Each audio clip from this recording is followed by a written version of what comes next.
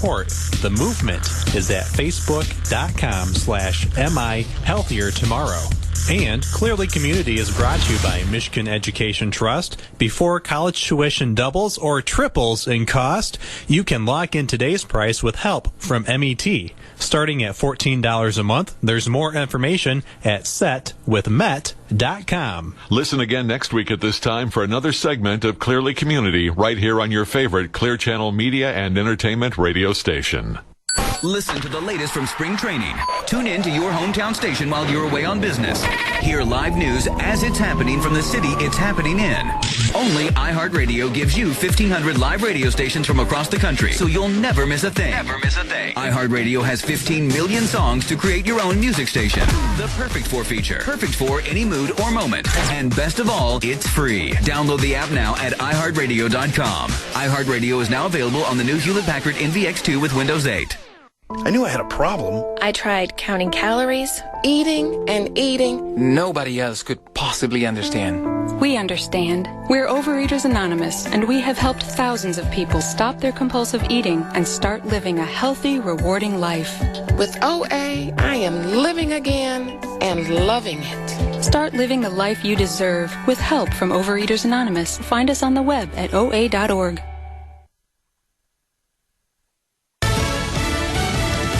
News Radio, I'm Karen McHugh. Several GOP lawmakers are unhappy with a White House version of an immigration bill. The president's plan, which was reported by USA Today, will be seen by many critics here as kind of an expansive form of amnesty for 11 million illegal immigrants.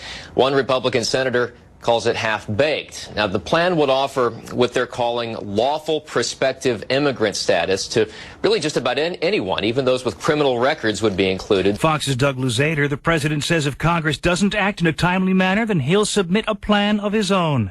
How low can some people go? Thieves in Orlando stole $3,000 that was to be used to help pay for a heart transplant for Brooke Anderson's infant daughter, Jalen. The money was raised in South Florida by co-workers of her husband, Joshua. Little Jalen has waited 4 months for a transplant. She's still waiting. Fox News Radio, Steve Knight. Fox News, we report, you decide.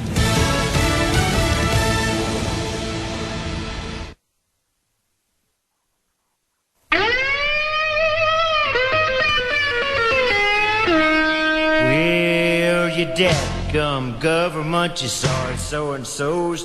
You got your damn hands in every pocket of my clothes. Well, you And good morning, Muskegon. This is EyeOnMuskegon, and I'm Jim Riley, your host for this friendly little community conversation. And I'm here in the Muskegon's beautiful, snowy, cold, Clear Channel studios with my friend, engineer, the legendary, the big 00 Oscar Osbo. Morning, Oscar. Good morning.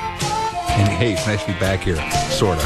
Yeah, it is. Yeah, it is sort of nice. Yeah, well, we've been I was around sleeping the last couple of weeks when we recorded. That's right. We've been recording our shows the last couple of weeks as vacation took priority, but we are back live this morning and back again to help us out in studio this morning is columnist, mom, all-around smart Muskegon woman, conservative woman, Tammy Derwin. Morning, Tammy. Good morning. As we talked earlier off air. The left has said that females, are clearly not conservative and clearly, are in the loving kumbaya mode. And while that might be the truth in certain groups, there's plenty of conservative moms out there that are interested in the future. So. Yes, indeed. And of course, I mentioned that you're a columnist, and one area that I would strongly recommend that you folks go to, and I would just Google this, just go to Liberty Review 76, and that's your blog, and you really put up some excellent columns. I loved your most recent one, which you had a word that you Obama-tanic. Obama-tanic. Worth the effort to track that down. Hey, we've got a busy morning here. We've got Jim Chiodo from the Ottawa County Patriots calling in just a few minutes, and at the top of the hour, we will be getting in touch with, from the Detroit area, gentleman Dave Sheldon, who is the president of Michigan Stop Smart Meters. And we're going to talk about these smart meters that are being installed as we speak here in Muskegon County and find out what's probably not good about them. Although we'll ask some questions to find out. There may be some benefits, but he certainly is not for it. So we'll spend some time going into that. And by the way, this is a really, I think, important issue because once again the government, along with its monopoly, the local utility here, are going to be forcing in certain things that will be getting very specific information about your home. So a lot of discussion about that in the past. There will be, actually, Tammy, your mom has been really a leader in putting together a group that's going to be meeting this coming Thursday, 7 o'clock at Muskegon Community College. Yes. And the Blue and Gold Room. It's a free event where the gentleman who's phoning in today, Dave Sheldon, will be live and make a presentation. So if you want to attend that, Dave Alexander from the Chronicle did a wonderful article, I thought. He showed his skepticism of our skepticism, which I think is great. But thanks to the Chronicle for helping promote that. People have mentioned to me that say, hey, Jim, sometimes we can't hear the end of the show. So I'm going to hit some of the things that I do hit at the end of the show, just so that you are aware of it. I spend an awful lot of time just surfing the web, and I do put the articles that are of interest to me on my MuskegonPundit.com blog, and that's all one word, MuskegonPundit.com. And that's what I use for show prep. So if you're interested in things that we've talked about on the show, you can always go there. We do post the entire show on EyeOnMuskegon.com. Again, that's all one word, EYE on Muskegon.com. And we post that on Sunday afternoons. And if you are interested, you can look at any of the past shows that we've had. We have every single one of them up there on YouTube and with an easy link on the Eye on Muskegon website. And also, for those of you who are, a lot of people don't realize that there have been changes in radio, of course, over the years. And every weekday morning from 8 to 9 o'clock on 1090 WKBZ, if you're listening to us right now, you've got the radio there. But if you are listening to us on the Internet, you can listen to 1090 WKBZ on the Internet. And every Monday through Friday, John Van Wyck and Brian Worsham have a great show called Talkin' Muskegon, and they have allowed me to be on that show Monday, Wednesday, and Friday. So you can catch us there. We talk about things that are going on in town, and we do have I think, kind of a unique flavor. And, of course, Oscar, with his grand connections with major media, has gotten the Eye on Muskegon show on every Monday night on primetime. Okay. Comcast Channel 397. Well, we do appreciate it. Or if you've got rabbit ears out there, like I'm going to be going to, I think I'm going to drop my cable TV. I don't find I watch it enough. But anyway, if you got rabbit ears, TV 38. So thanks for that. But you can track down what we're talking about on the web at the Muskegon Pundit or EyeOnMuskegon.com websites, and you can watch us on TV. You can watch us on the Internet, and you can listen to us live here on the radio. And there's too much excitement for anybody. Well, it is. Well, you know what, though? There is a real emptiness when it comes to information about Muskegon County. Now, the Chronicle and through M Live is really doing, I think, a pretty good job. And we are, but they kind of they go the Joe Friday from Dragnet, just the facts, ma'am. And we try to expand that a little bit, and with commentary and maybe a little different view than you might get from those good folks over at the Muskegon Chronicle. And one other one, when you go on Facebook, and of course you can go to my Facebook, which is Jim Riley. Just plug in Jim Riley. Sometimes you may have to put Jim Riley Muskegon in Facebook, and you can get to my Facebook site, and you can communicate with me that way if you are interested. But also, Muskegon County Board is just a great Facebook site that different people contribute to it, but it talks about the events that are going on in Muskegon County, again, with a little different point of view, so that there's an opportunity for you to maybe not just take what the elected officials want you to hear. And I would just like to start off with a quote. This is one of my favorites from Winston Churchill, but it has something to do, I do believe, with this smart meter, and which of course is tied into global warming and everything else. Winston Churchill: socialism is a philosophy of failure, the creed of ignorance, and the gospel of envy. Its inherent virtue is the equal sharing of misery. Oh, I agree 100%. It's hard. It's always hard to argue with Winston Churchill. But if you look at where socialism has been tried anywhere in the world, in the history of humankind, and certainly in the United States, where the single most socialistic areas in the entire country are in the large liberal cities, what you do have is the inherent virtue of equal sharing of misery. And the worst thing is that, in fact, what you have are these super rich at the top, and then you have all the little people living in tiny little apartments and things of that sort. And so we don't want to expand that. But today is February 17th, and there's a couple of events that happened on this day in history. This is the birthday of economist Thomas Malthus. And you may not have ever met Mr. Malthus, given that he died in 1834. But he was the gentleman, and very highly esteemed in his day, and certainly much quoted even recently, who said that because of the expansion of the population, we would soon run out of food. Now, he said we would run out of food. The earth in the 1800s, many people have, in particular in the 70s, have said mankind will run out of food, not giving any credit whatsoever to the ingenuity of mankind to come up with ways to manage growth and to, in fact, find other ways to produce food. There's spam, so there you go. Well, interestingly, I understand on the cruise ship that's what people were eating quite often were spam.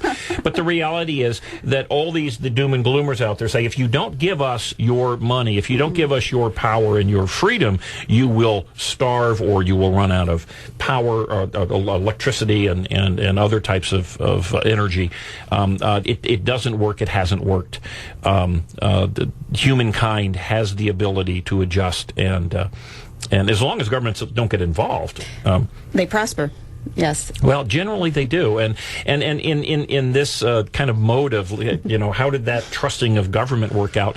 Today is the anniversary in 1909 of the death of Geronimo, who passed away in Oklahoma. And of course, Geronimo on numerous occasions was approached by the American government, the United States government, promised all sorts of things, and of course ultimately died in I believe he might have been in a prison at the time, but understandably unhappy with the promises given to him and his people. Big surprise. By not just government, sadly by our government. And two other quick things I want to hit on that have to do with gun control. Today is the anniversary, in 1992, when a gentleman was sentenced to life in prison. Jeffrey Dahmer, the wonderful human being who didn't use guns to murder and ultimately eat. He used stew pots and knives, kitchen utensils. One would wonder if any one of those poor young people who were murdered, and some of them actually eaten, how they would have maybe continued to live had they had a firearm, some way to protect themselves from this monster.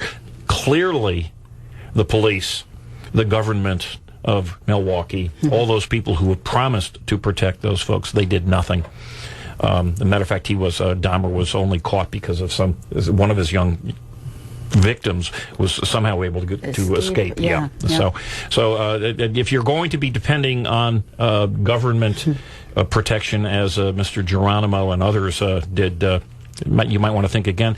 And this is coincidental, and just a few years later, this is the anniversary of the date that another gentleman, Colin Ferguson, not the actor, but a attractive black man, came to America from Jamaica. He was sentenced, convicted of 6 counts of murder.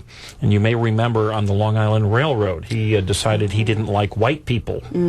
Took a gun that he had purchased in California, which had very, very strict rules against purchasing handguns. And he murdered 6 people, severely injured 17 others. He was convicted on this day in 1995. So again, let's not, it's wonderful when government promises things, and it sounds good, and it might make a lot of folks all, fuzzy and warm and kumbaya-ish inside. But really, the realities are that government makes far more promises that it cannot deliver on than it does deliver on. And And certainly when we have this wonderful music in the background, we will promise and we will deliver to come back after this break.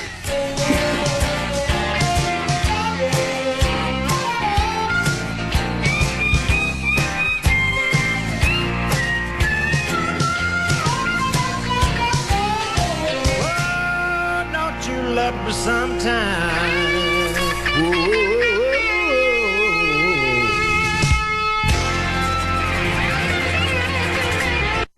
Okay, hypothetically speaking, would an insurance company ever insure a Federation starship with a high probability of a Klingon attack? Well, Esurance is highly advanced and has all kinds of mind-blowing tools, just like the USS Enterprise. So hypothetically, yes. Must be why Esurance is giving away 2 tickets to the premiere of Star Trek Into Darkness in 3D when it arrives in theaters May 17th. Enter at facebook.com/Esurance for a chance to win. Esurance. Insurance for the modern world. No purchase necessary. Void where prohibited. Subject to official rules.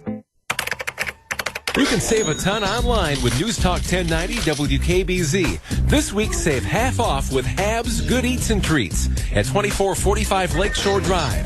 Visit newstalk1090.com and click on Lakeshore for less.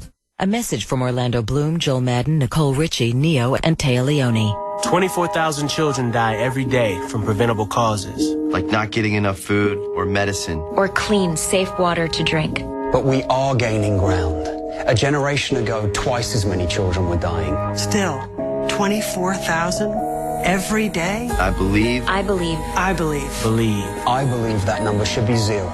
Believe in 0. Join the effort. Visit unicefusa.org. This is Mike McCready, Pearl Jam's lead guitarist. Join me and help transform the lives of the 1.4 million Americans living with Crohn's disease and ulcerative colitis. Sign up today for one of the Crohn's and Colitis Foundation's Take Steps walks at cctakesteps.org. The Talk of Muskegon. News Talk 1090 WKBZ. Well, you dadgum government, you sorry so-and-sos. You got your damn hands in every pocket of my... And as promised and delivered, EyeOnMuskegon is back. Jim Riley, Tammy Derwin, the legendary Oscar Osbo.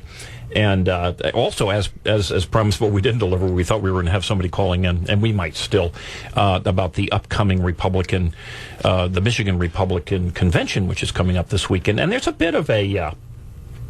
to do, because there's a large group of folks that are unhappy with the direction of the Republican Party, the sliding towards the moderate side, certainly the lack of success on national elections, the Senate and things of that sort, and very similar to what we have experienced here in Muskegon County, where a group of mostly younger folks have gotten involved and have been able to bring some energy and enthusiasm in and change the direction of the county party here in Muskegon. So I think that's kind of cool. Yep.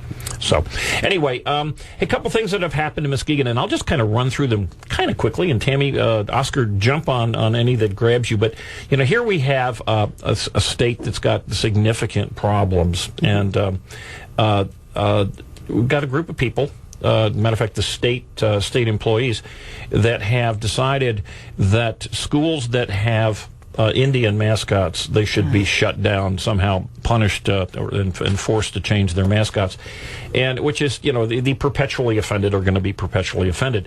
But what I found interesting was the stretch that was made by the Muskegon Chronicle folks, and the question of the day just a few days ago was, should the Muskegon Big Reds change the name of their mascot? So is red now an offensive term? We know that there are words you can't say, but now are there colors that are now... it's just like 13 had that thing about it was Gary's Guns. It was a billboard that was put up that wasn't taken down, that was pointing a gun, and the other billboard next to it was a little kid. So it was like pointing guns at kids. It's like, where are they going to go with all this stuff? I don't, people see it and say, oh my, we got to take that down now. Exactly. Well, that kind of mentality will win if we bend over and accept it. Mm-hmm. And but I just thought, it didn't seem odd that we should have a discussion. Is the Big Reds offensive? Well, clearly it was offensive to somebody, but maybe we ought to just not bend over any longer. No. We've been bending over quite a while. Speaking of bending over, maybe more from lethargy than politics. But here's a nice headline: Muskegon County and West Michigan have higher ratio of medical marijuana patients than the rest of the state. Mm-hmm. So another thing to be proud of here in Muskegon. And I know there was a discussion just this past week. It was a public discussion at the Muskegon County Board of Commissioners where they were talking about how do we get jobs and employers to come in, and we've got all these wonderful employees. And the disconnect was really stunning, because one of the commissioners said, hey, a problem that we've got is our kids are all drugged out and they can't, he didn't say that term, but he said, they can't pass the drug tests of a lot of these companies, so companies are avoiding us for, at least in part, for that reason. And then we had another commissioner say, we've got the best the best employees, the best young people are all intelligent and rocket science and everything else.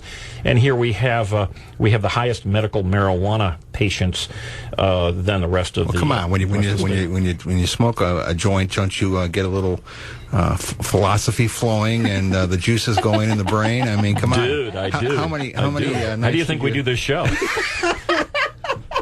Bend over and take a toke, right? Yeah, there we go. Is that really what we want to celebrate? I suppose certain people do. Here's another one, and this one, Honey Bunch, when we were gone, found for me, because it was apparently thanks to the Chronicle. It was on the front page of the Chronicle, but I missed it on M Live. And this was a Michigan State Police audit that quote raised questions as to how West Michigan Homeland Security grant money was doled out, and it included Norton Shores and actually another community, which off the top of my head I don't recall. But I've complained about this as the Muskegon County has been receiving millions of dollars on Homeland Security grants.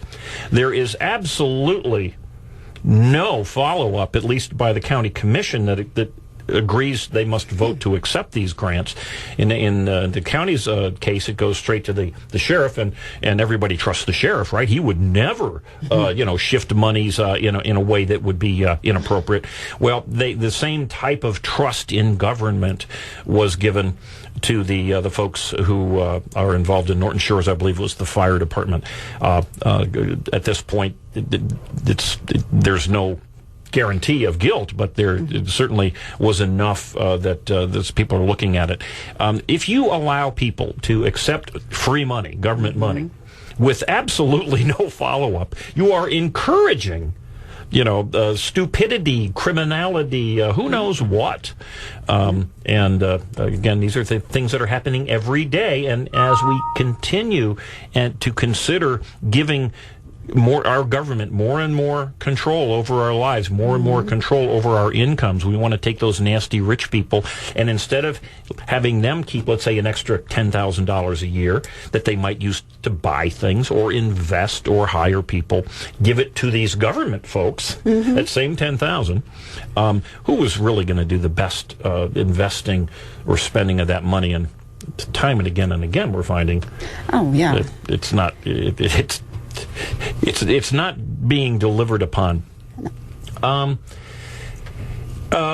item that I would like to mention, given that it looks like we're not going to get the call in on the state convention, but I am in contact with in a variety of ways with folks on the conservative side of Michigan Republicans, and the Cato Institute, I believe it was the Heritage group came out with a listing of the conservativeness, if you will, of Michigan congressmen. And the top two most conservative elected congressmen, these are the national elected congressmen, were Justin Amash and Bill Huizenga. So for those of you who really get horribly upset about conservatism, then you might want to have bad thoughts about these folks. But if in fact you are a Republican and you are a conservative, sleep well. These guys are doing the job for us, at least according to the Heritage Foundation. And I just thought that was kind of interesting. Another issue here in Muskegon County, these are headlines, but Muskegon County child neglect and abuse cases surge. Now, I don't know, and no one appears to know here from this article, if in fact it's because we have the social workers that are reporting it more. Maybe the reportage has changed. Remember the autism epidemic, which turned out not to really be an epidemic. They just reclassified what was autism, and in fact, then told us the numbers without letting people know that, well, really it hasn't changed. We just redefined it. But this is a very, very big deal, and the article originally suggested studies, and I have no reason to think otherwise, but studies that child neglect and abuse tends to happen when people are poor. Yeah, I was going to say that, yeah. Right. And if that's the case... Dad's at home more because he doesn't have a job, or, Well, maybe it's dad. I don't know. I'd be real surprised that it's dad at home who's doing this. I suspect it's boyfriend at home, but it doesn't matter. There's any number of ways that you're going to have neglect. But the state's answer is to have more counseling, more social workers, more everything else, whereas the logical answer would be, let's do something about the economy so we can give, if being poor is a significant reason, wouldn't it make more sense to really work hard so these people wouldn't be poor? Give them the opportunity to have jobs that would help them pull out of poverty. But instead, we are pushing marijuana use, medical marijuana use, and who knows what. So, a couple of other interesting things that came up. Muskegon County's Child Haven, which is a place for these kids who have, it's kind of a last stop, if you will, that have been abused and they've got no place to go. Well, it's been managed, of course, by the county of Muskegon, the good folks there. It was shut down because the building was deemed unsafe. Again, these are the folks that we're giving our money, and not just the money, but we're giving the responsibility and the authority and the power to take the money and do the right thing with it. Clearly, in the case of children who were sent to the Muskegon County's Child Haven shelter, they didn't get the benefit of what we had hoped. Every one of those children has been shuffled out of that building, put into foster homes, emergency foster homes, totally disrupted. Again, this is government at work here in Muskegon. This is just reported the past week. So maybe we're not so fuzzy this morning, and maybe we're not bringing great news here. But the great news is that we can, and I believe we will, take control from those people who are delivering promise after promise after promise and not delivering on those promises. Maybe we can start saying, hey, no, we're not going to give you this money. Big discussions, of course, in the city of Muskegon about development and the farmers market and the mall and the mess that our leaders who created the mall then tore the mall down, and now we've got an empty city. But they're promising great things if only we will give them more money and more power. Of course. Of course. So, and of course, we have the other great piece of news: graduation and dropout rates are up in Muskegon area schools. Too much marijuana. Well, folks, Hey, dude. I mean, I know it's very helpful in a radio show. Certainly my show prep with the water pipe of burbling. But we will take a break. We're going to come back and we're going to talk about another government grab, and that is smart meters, right after news at the hour. You love me sometime.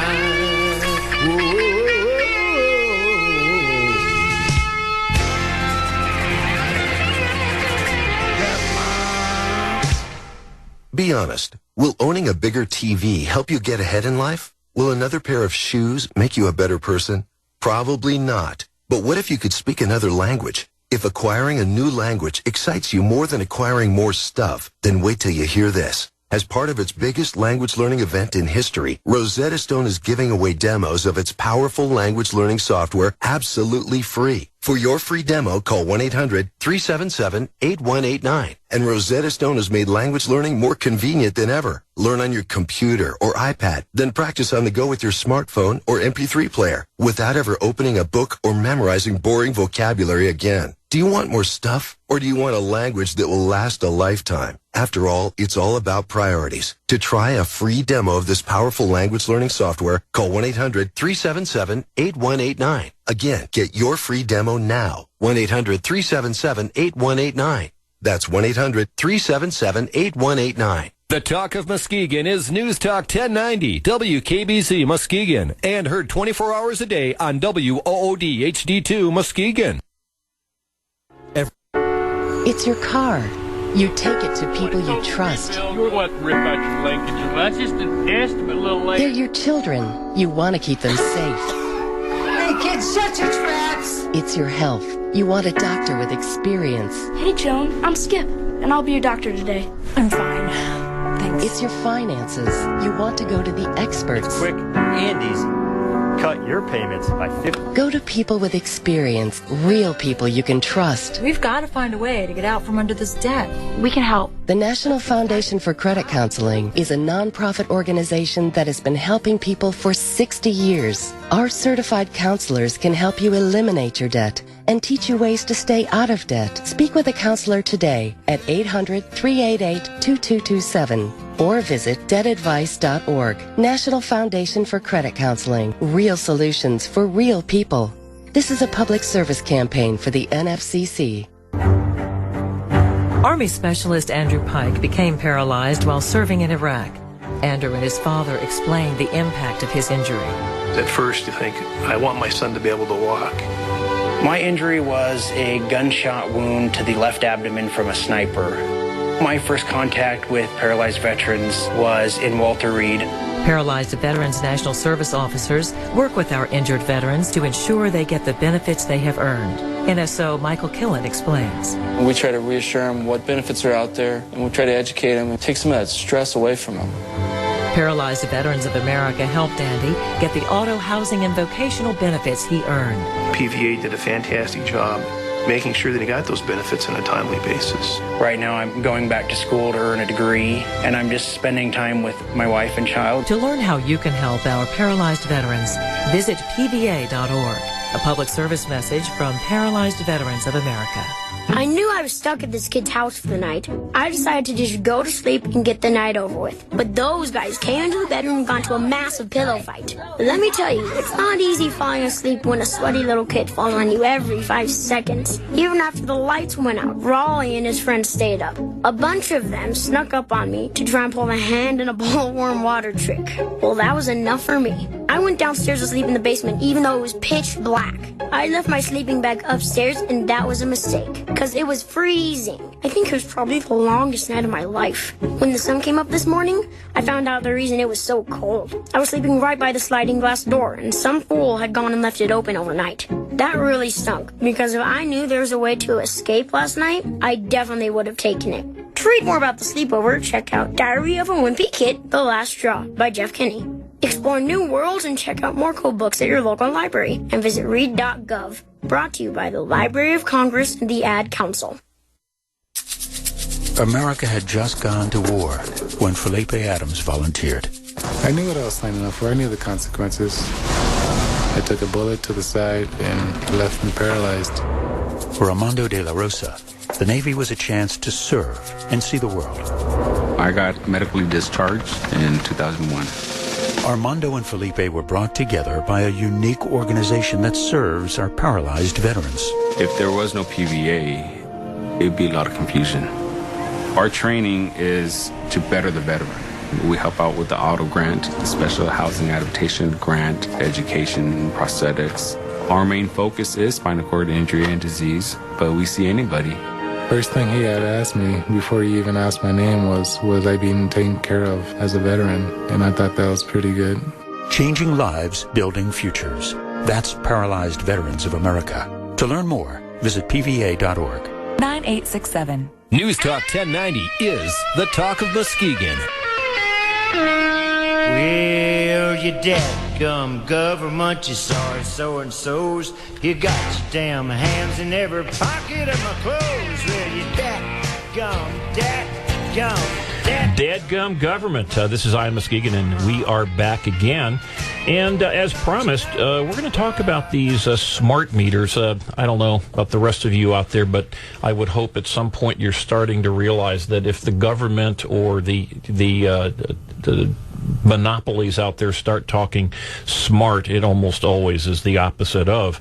And getting into that, we have right on the phone now, gentleman Dave Sheldon. Good morning, Dave. Good morning. And Dave, you are, I'm going to read a little bit of the information that you'd sent to me, and my golly, you have been prolific on the web, and a lot of great links if you just put in Stop Smart Meters. But you're the president of Michigan Stop Smart Meters, which is an advocacy group based in the Detroit area. And you are not just some guy who doesn't like meters and stuff. You've got a bachelor's in physics and economics. You got a master's from University of Chicago, and you are software engineer. I mean, you've been around a bit. You know what's going on. You can look at these things from a scientific standpoint. And maybe I'll let you start off. Can you just tell us what smart meters are and why the utilities are intent in putting them into our homes?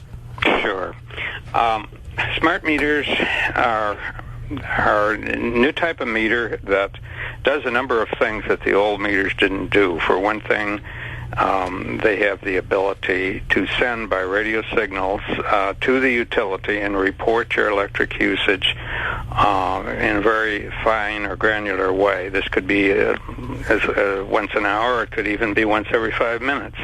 But they can report how much you're using hour by hour or minute by minute through the day. That in itself tends to disclose information about your household routines, when you get up, when you go to work, when you're not home, when you cook meals, and so forth. But that's not the end of it. The new smart meters are also to be a gateway to a new generation of appliances called smart appliances.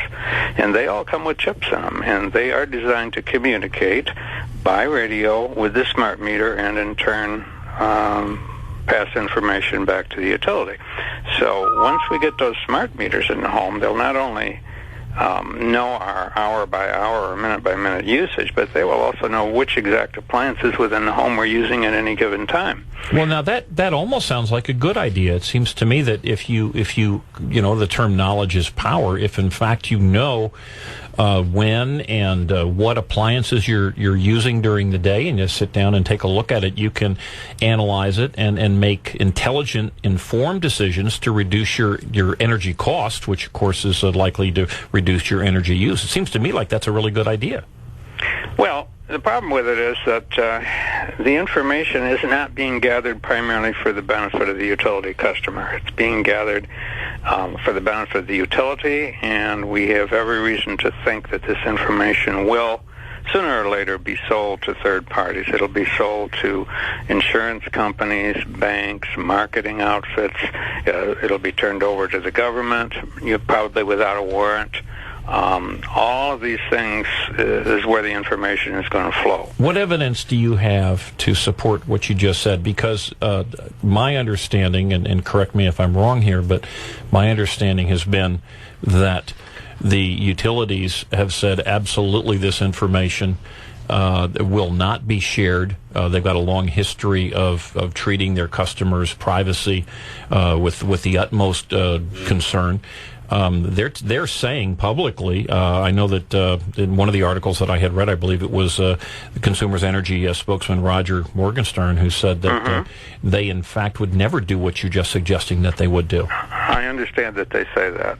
Detroit Edison says that too on our side of the state.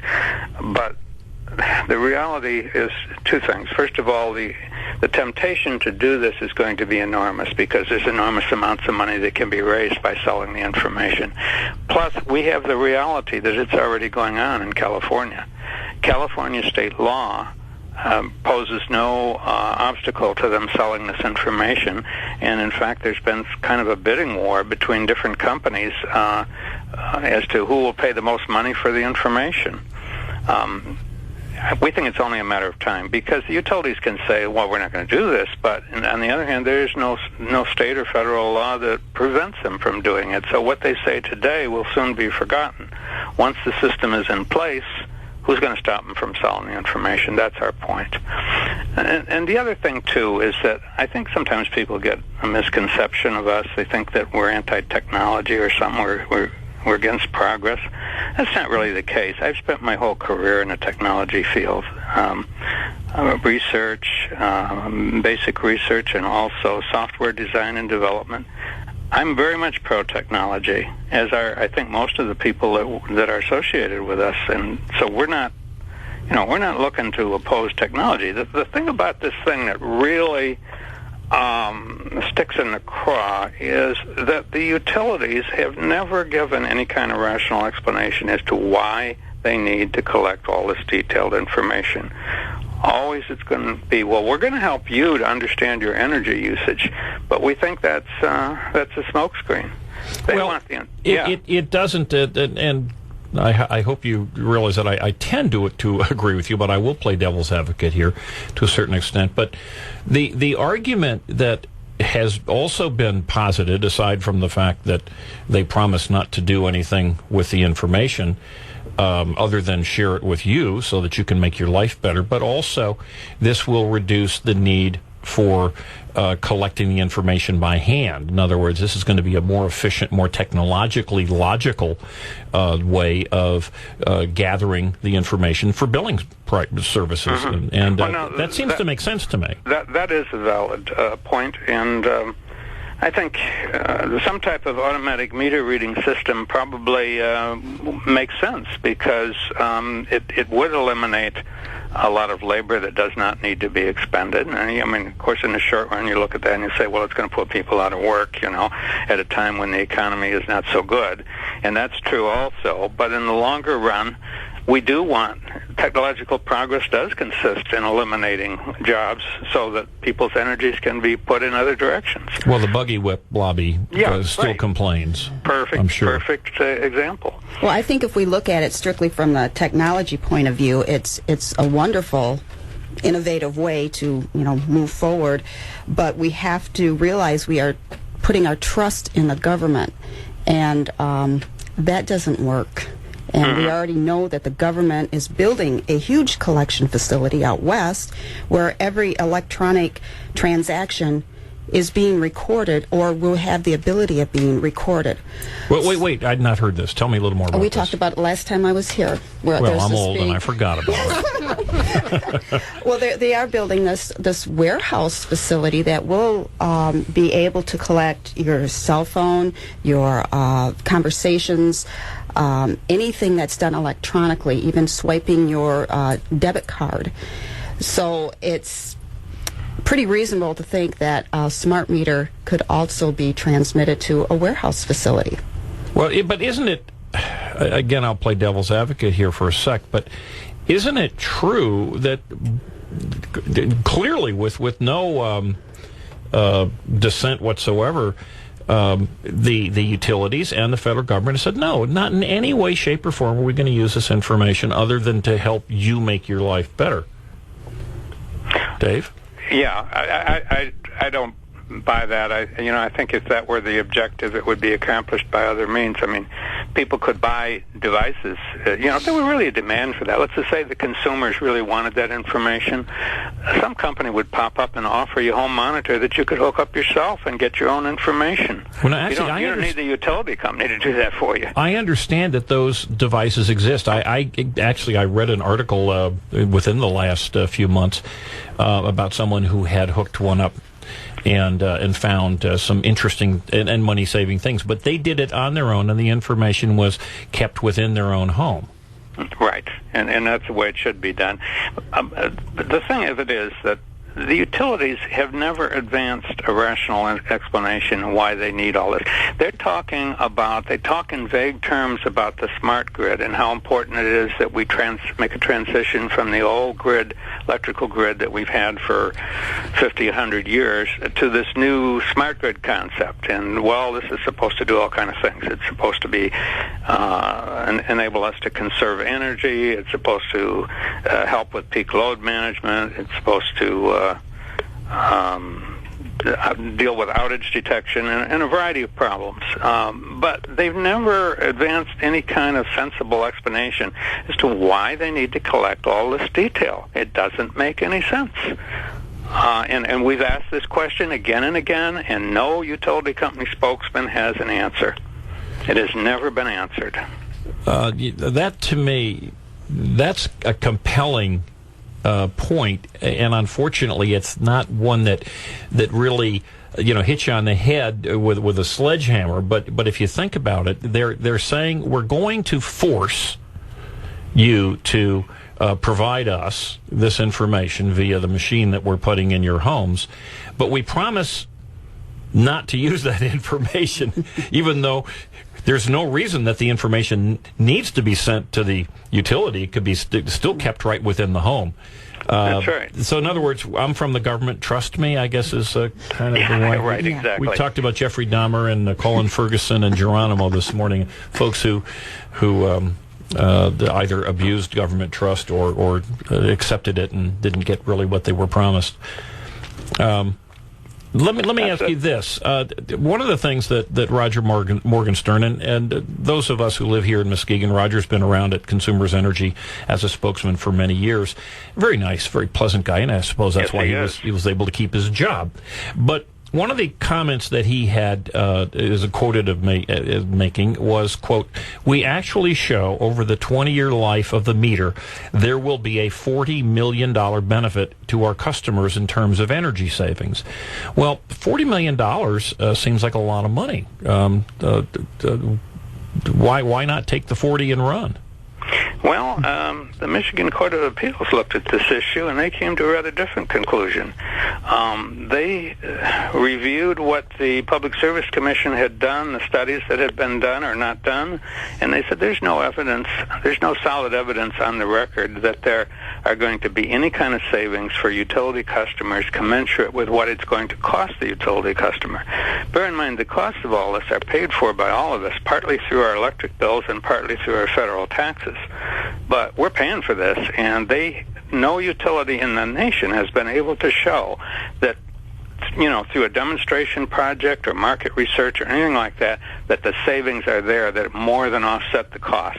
Are you suggesting that Mr. Morgenstern is, prevaricating? Well, I think he's overly optimistic. He's got a position to sell for his company, and I understand that, and he is a nice guy, and I think he perhaps sincerely believes that there's some savings, but it hasn't been shown. Well, but he says, and don't mean to beat you up on this, but one of the things that does always bother me is when the folks promise significant savings. His quote is, "We actually show over the 20-year life of the meter there will be a $40 million benefit." Unless he pulled that out of thin air, the term show indicates that there is some documentation or some data that people like you or I might be able to look at. Has he ever waved it in the air or done anything to show you what he's promising to show us? I haven't seen it. Now, I am more familiar with what has happened over here on the east side of the state with Detroit Edison. Now, they were given permission by the Public Service Commission to do what they call the pilot study down in Grosse Ile and Harson's Island. These are limited test areas where they were told they can go out and install these meters, and then there was to be a period of time, I think it was 6 months or something like that, where they would observe the behavior of the customers and see to what extent are they using this information to cut back on their energy usage.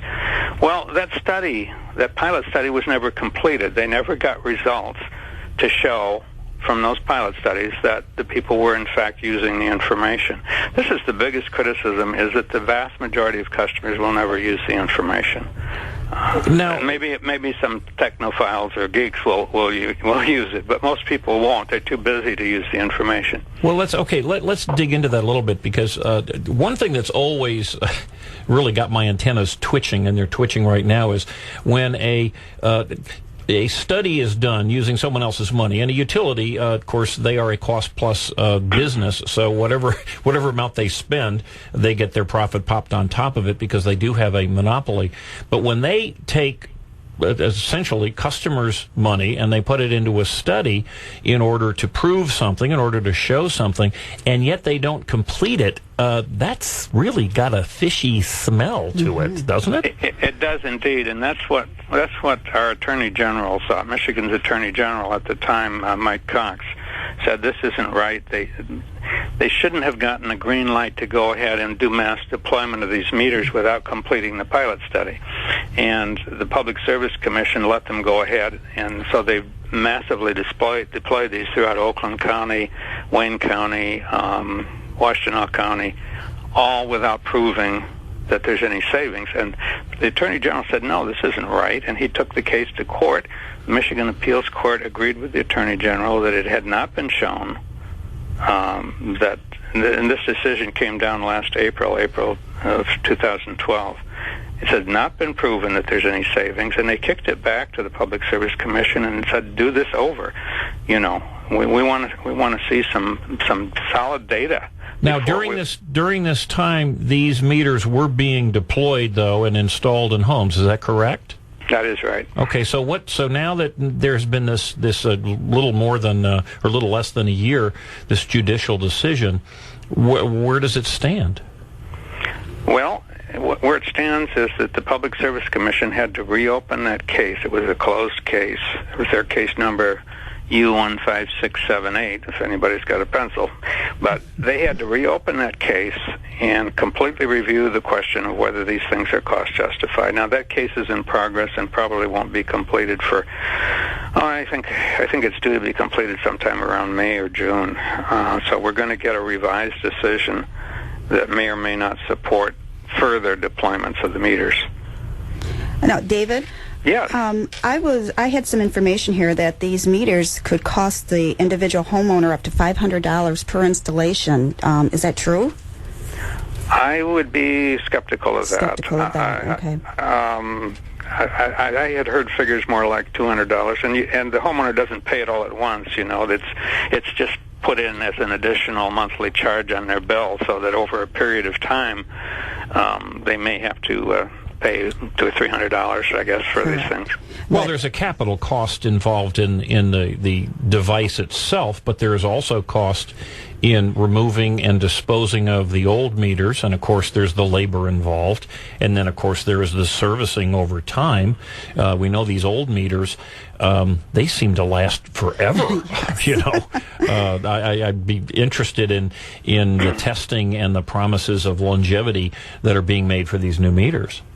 Yeah, we've seen estimates that the new meters are only going to last about 15 years, whereas it's pretty well known that these old electromechanical meters sometimes often last as long as 40 years. Yeah. So there's quite a difference in life expectancy.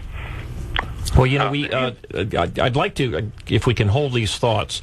Oscar's doing, he's either giving me hand signals for the blind, or he's suggesting that we're running out of time here for this segment. Pretty much both. Can we? Pretty much both. Can we keep you on the phone, and we'll take a break and come back and talk with Dave Sheldon? Surely. Thanks so much.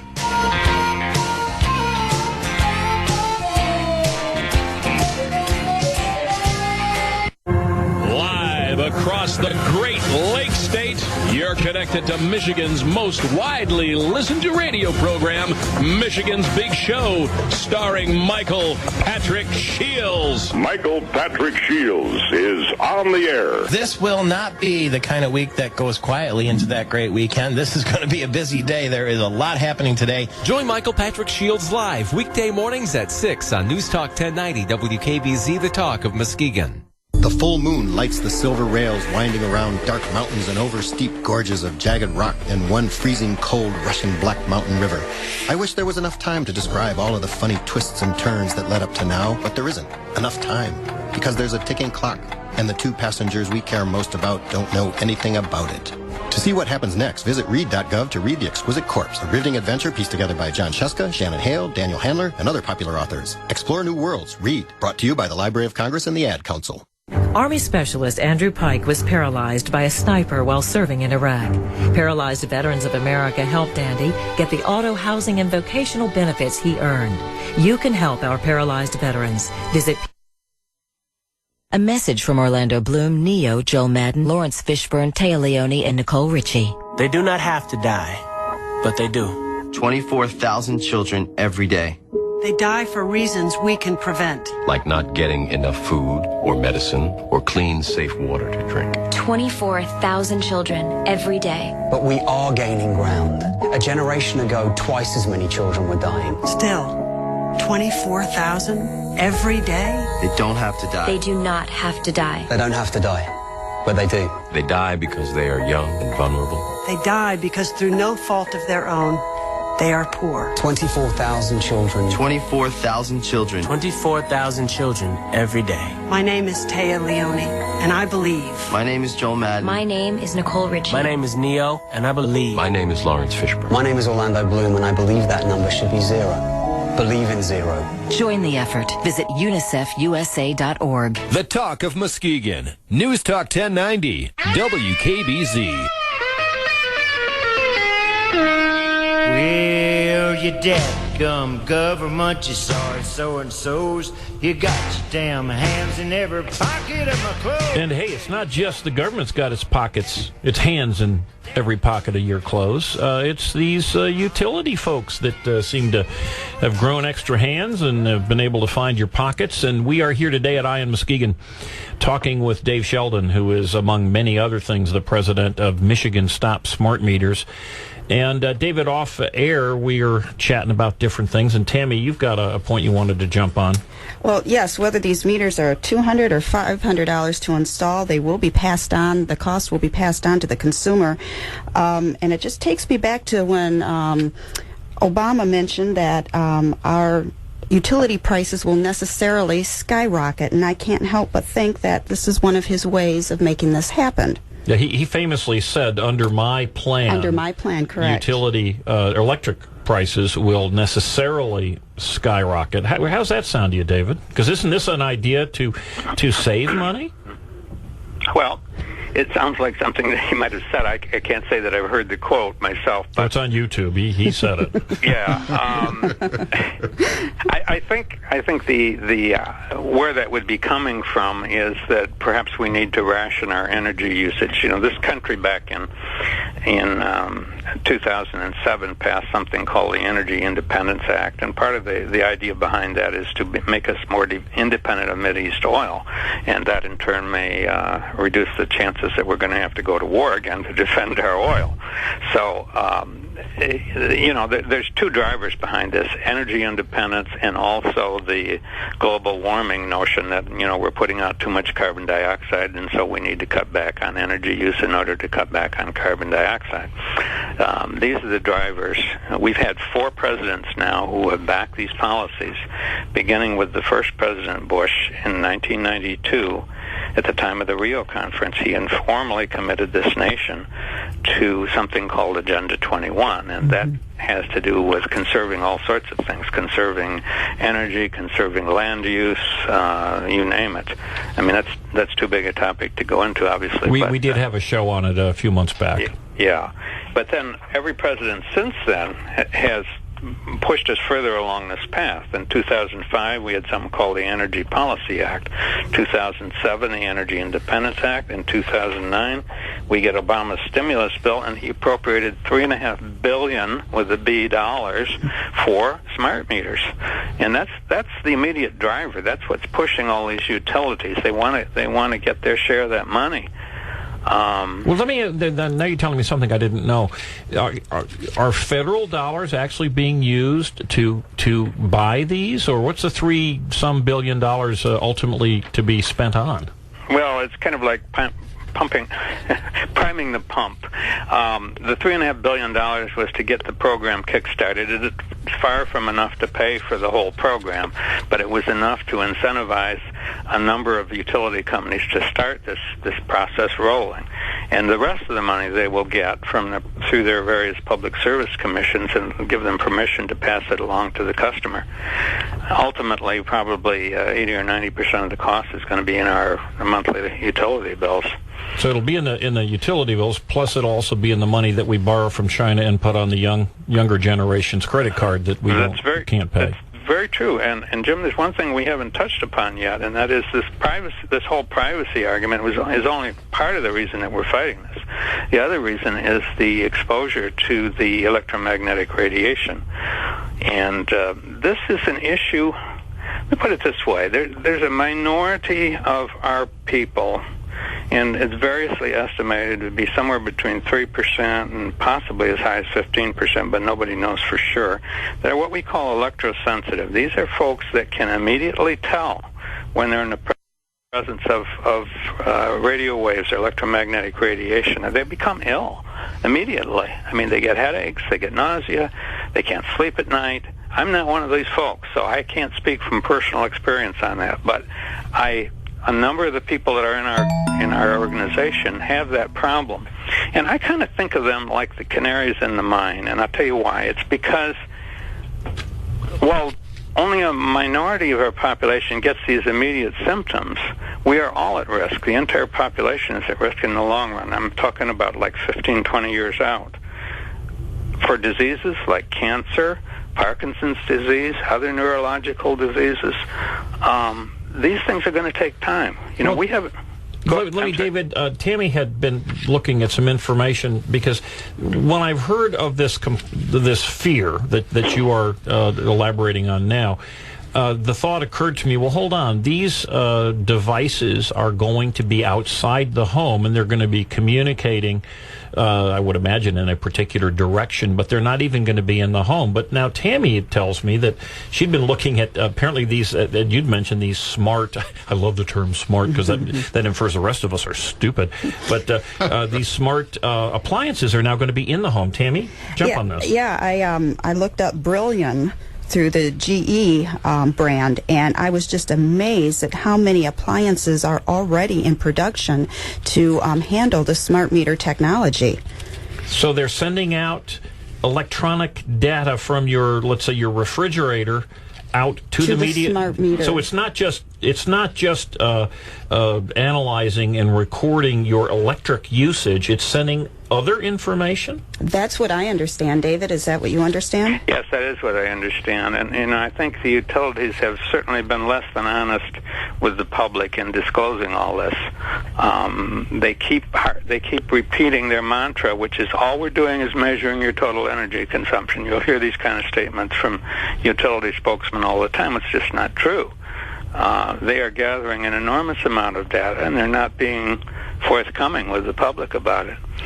Now, I heard or read an argument to kind of explain it, where the smart meter is sort of like your Wi-Fi, and once you start using these appliances, everything will just go to that and then send it on, which means it could be intercepted by hackers or anybody of interest. That's an interesting Oh, thought. absolutely. Yes. This is part of the privacy argument, too, is that this data is vulnerable to hacking, and burglars who are casing your neighborhood may be able to intercept it and figure out who's going to be home when. Right, which takes me to the Fourth Amendment, the right of the people to secure in their persons, houses, papers, and effects against unreasonable searches and seizures shall not be violated. No, that's Good for you. Thank you. Well, I'm glad someone brought that up. Well, that's that's an interesting way of looking at it. I mean, but if anybody again, can get it.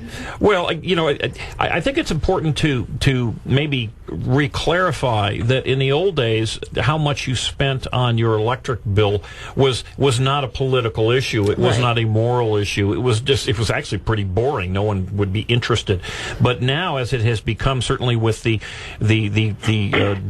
devout followers of Al Gore's, Pope Al Gore's Church of the Global Warming, that now, if in fact you are deemed to be using more than your fair share, as decided by the fair share people, I suppose, that you are somehow morally really deserve to be punished for your moral decline. And this is a bigger thing than it was in the past, because again, it didn't matter in the past. Right. You had a big car, you bought gasoline, that was your problem. It used to be that you were encouraged to be frugal, or at least intelligent about your energy expenses, because it cost you more. Mm-hmm. Now, apparently, government has found that $4 a gallon gasoline isn't enough, and whatever we're paying for our gas to heat our homes or our electricity apparently is not enough to change the behavior of Americans to the degree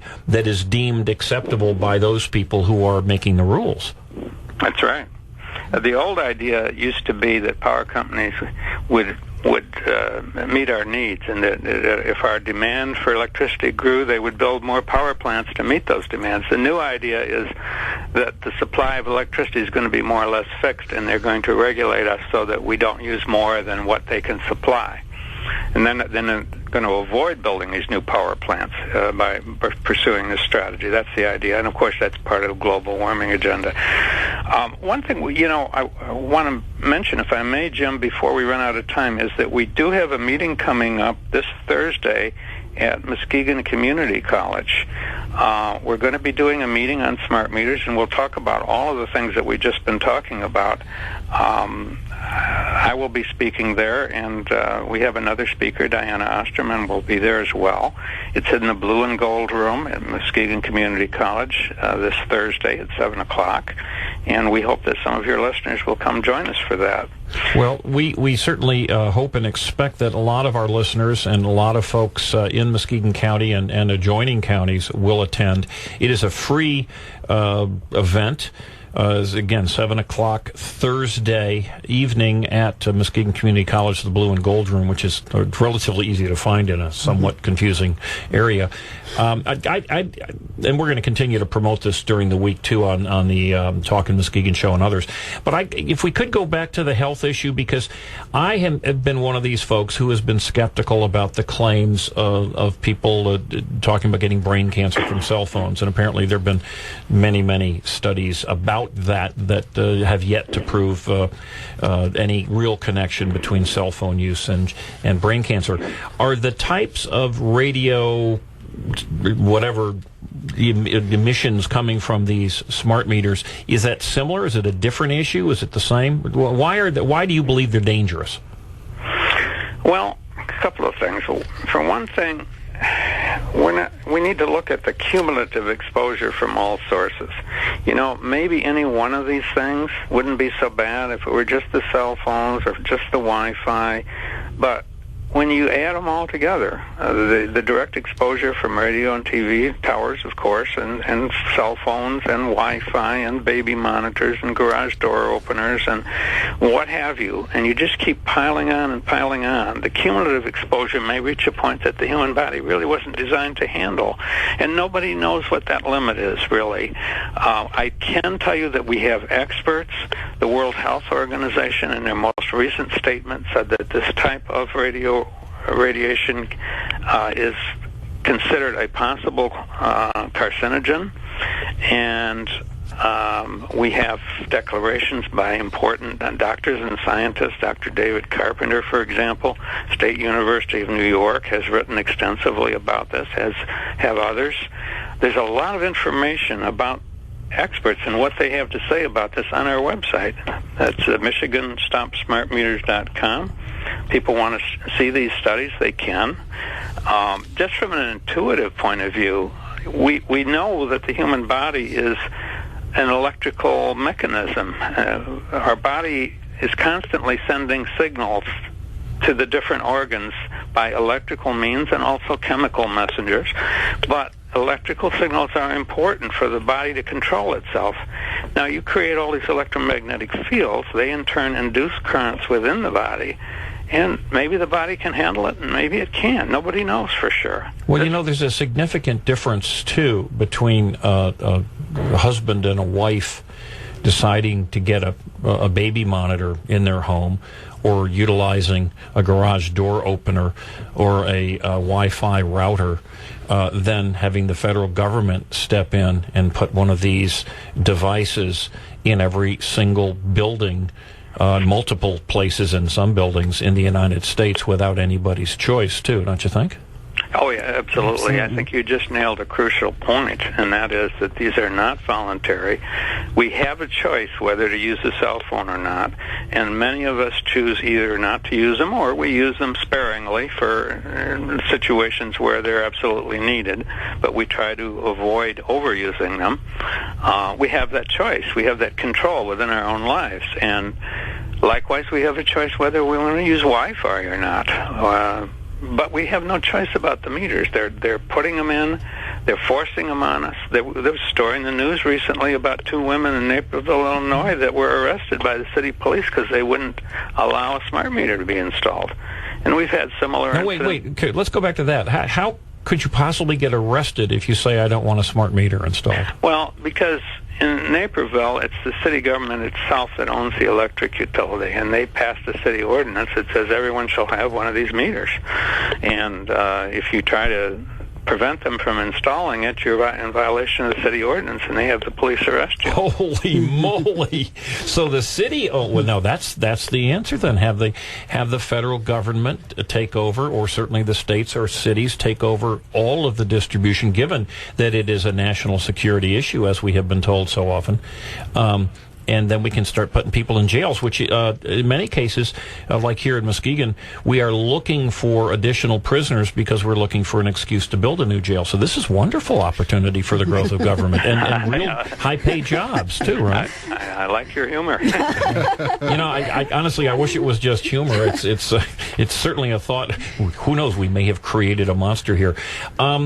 There was one final point, because we just about running out of time, but I had been assured, and I look at the various comments from folks in the utility industry, and they say you do not have to have these smart meters in your home, at least here in West Michigan, or at least in Muskegon County. And I spent a fair amount of time the last couple of days on the Consumers Energy site and looking elsewhere. I've not found any possible way that you can stop this from coming in, even though they say that you can. Can you explain that?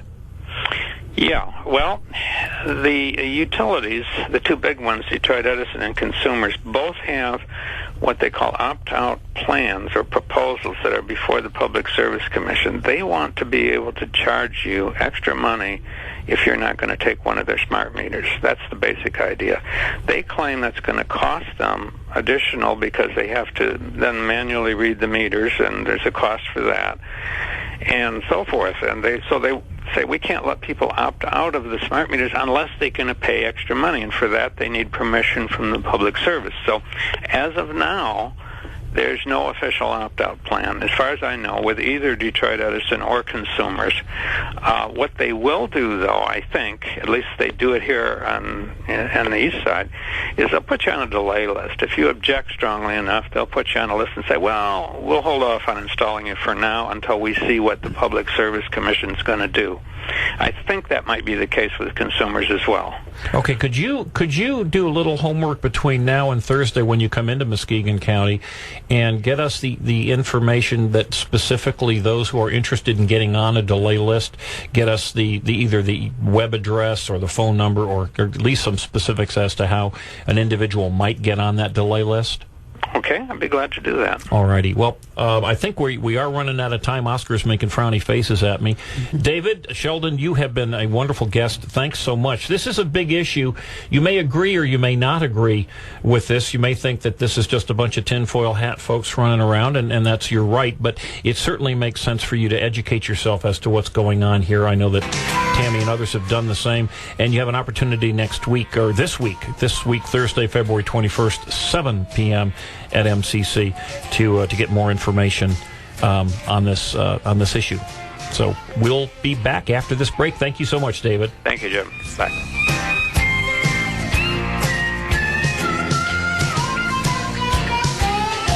Oh, don't you love me sometime?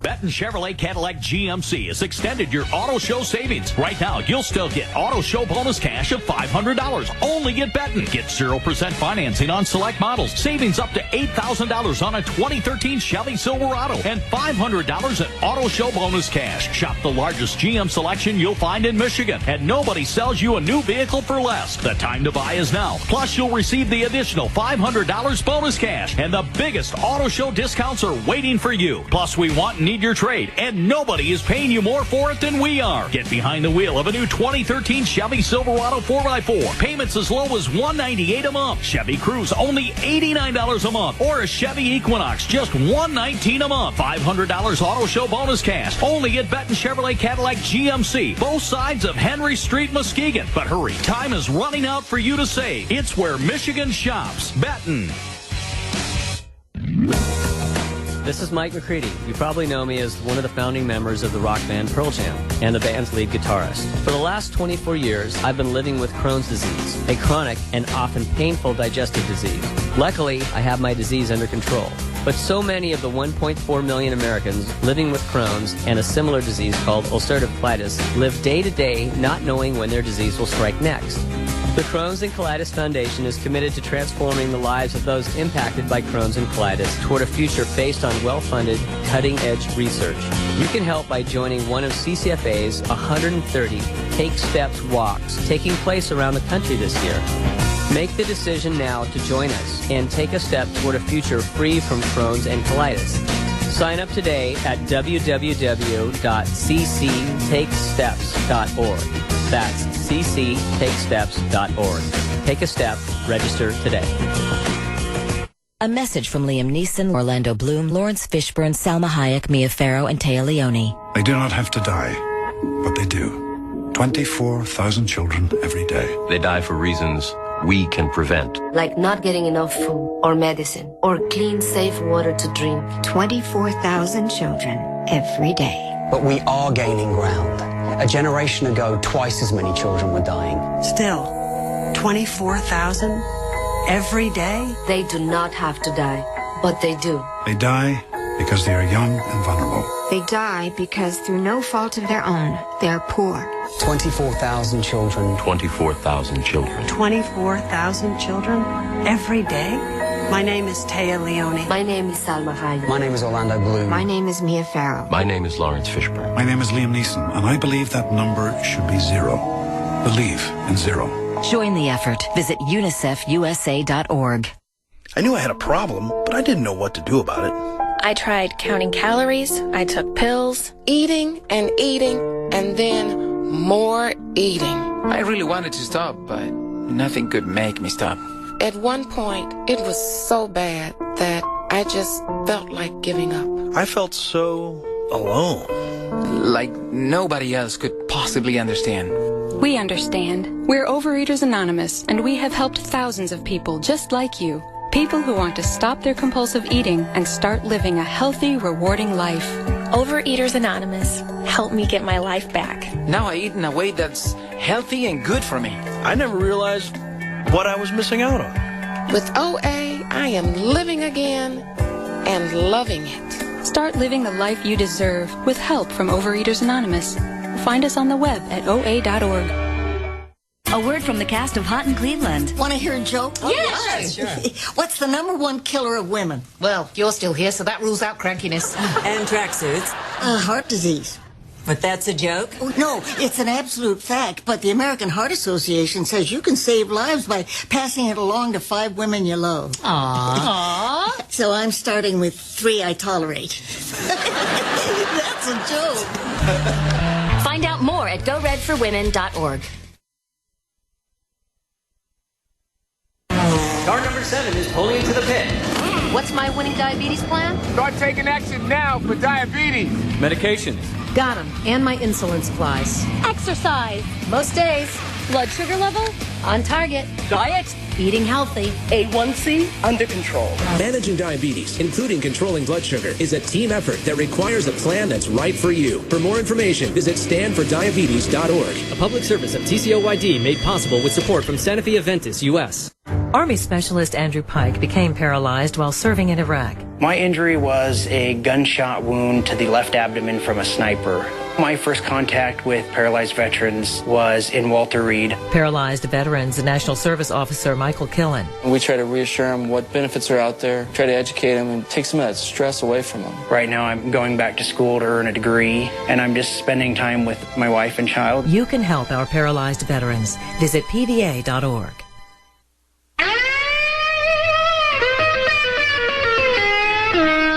Well, your dad dadgum government, you sorry so-and-sos. You got your damn hands in every pocket of my clothes. Well, you Okay.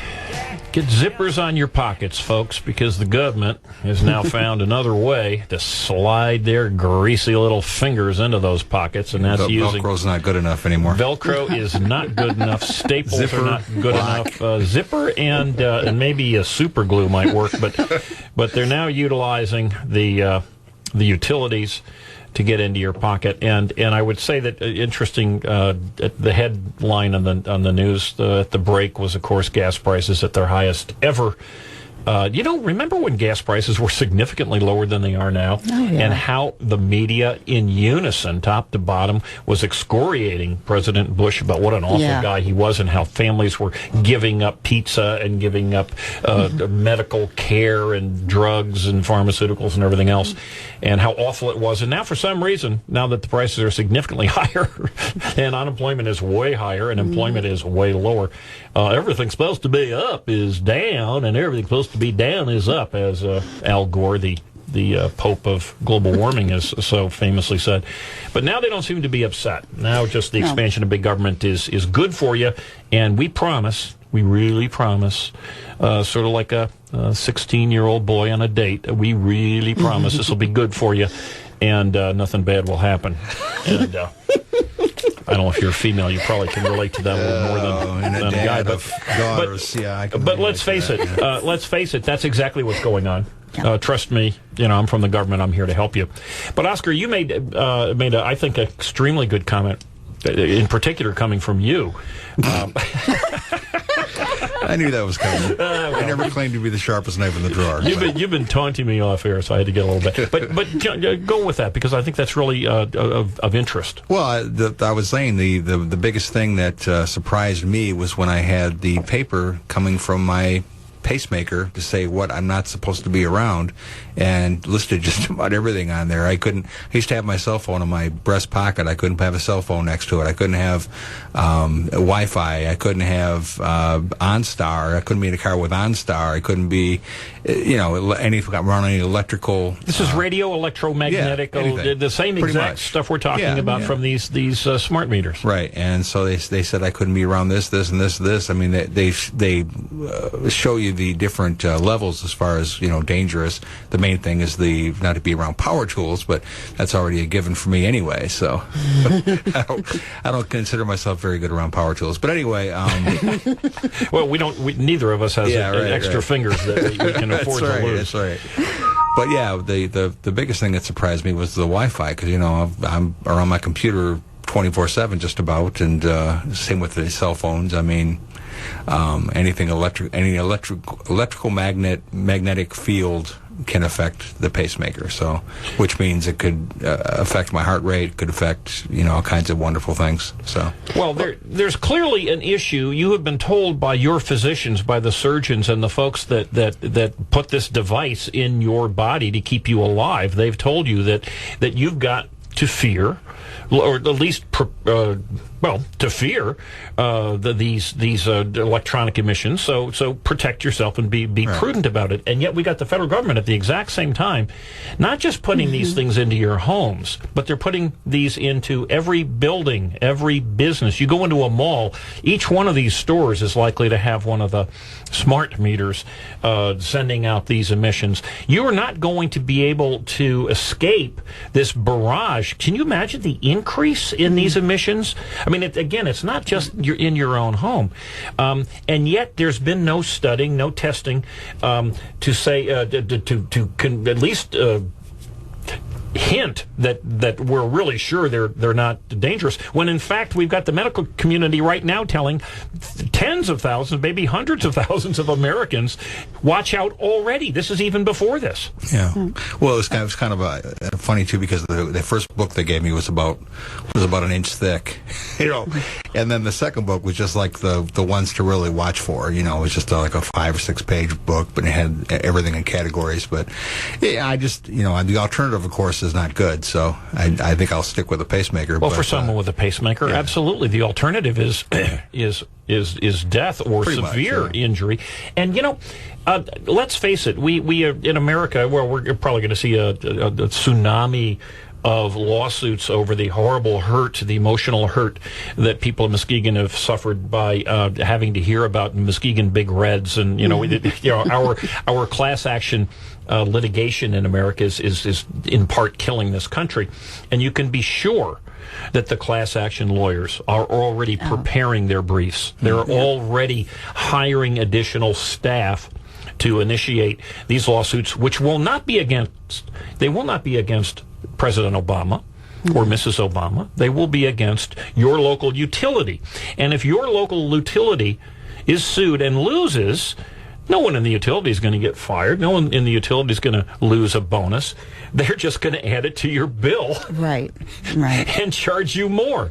So everybody's happy, of course, except for maybe you. The consumer, yes. Yeah. I can already see Sam Bernstein already writing that into his commercials. Sam. Call Sam. Yeah. Well, call Sam. And one would think that maybe Sam and the folks would be interested in stopping this before it happens. But of course, no, they're not, because they want injury, they want death, and then they can take pictures and have a crying family, and then get millions, or in some cases, as we've seen with tobacco and others. Well, we already have the data stating that the pacemaker is affected by certain things, so it's not that big of a stretch to think the smart meter is going to add to that.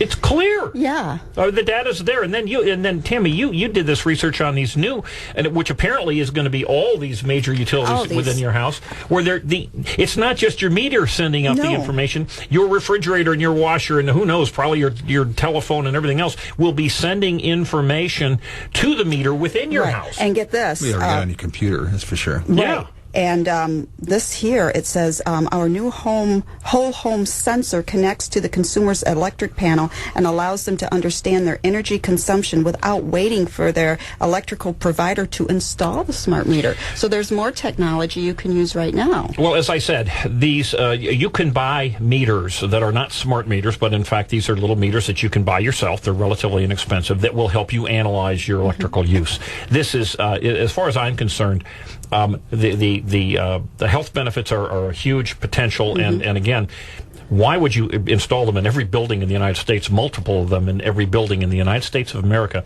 without knowing for sure there's no health issue? But to me, even more important than an Oscar on his back, flipping around, which is very important to me, by the way, is the fact that these devices are going to be taking in any amount of information and sending it to a place where they promise you that, number one, we don't need it. Number two, we promise we will be judicious with it and make sure that the hackers don't get it, or far worse, the NSA and President Obama and President Biden and President Hillary Clinton will not do anything evil about it. Just as they promised Linda Tripp when she helped expose President Bill Clinton as a liar. Her supposedly private employment information was shockingly made public to the Washington Post and others. We are again running out of time. There's never enough time here to attend to all the wonderful things. But I would like again to remind you, this Thursday it's free, 7 o'clock at MCC. I will be videoing that event, and we will put it on EyeOnMuskegon.com so that you'll have an opportunity to watch it at any time. This show, of course, sometime a little bit later on today, will be on online. Thank you, Tammy, Oscar, certainly the Stop Meter folks. We need more information. Next Sunday, Oscar and I will continue our quest for truth, justice, and the American way. And hey, at noon today, don't forget Renegade River Show, Mike Hewitt.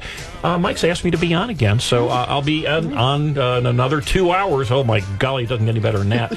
And certainly for some folks. And folks, you have a great week in our little piece of heaven. Next week, we'll put the eye on you, Muskegon.